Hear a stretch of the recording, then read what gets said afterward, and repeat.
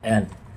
Paano ba natin to nilalagay na thermal paper dito sa automatic lens meter natin? Kung nakikita po ninyo ito yung roller pin. Ayan. Dapat nandyan yung roller pin na yan. So yan. Nakikita po ninyo ito. Ayan. Ito dapat kung ano yung dito, ito yung nakaharap.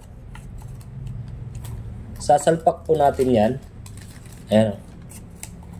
Makita nyo yan. Ayan. Kung saan yung may guide dito. Sasalpak po ninyo ito.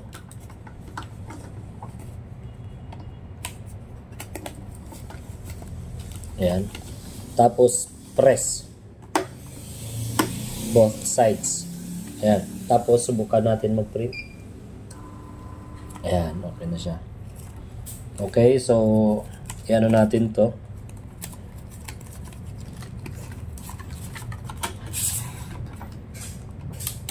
Ang pag-open nito is press nyo to.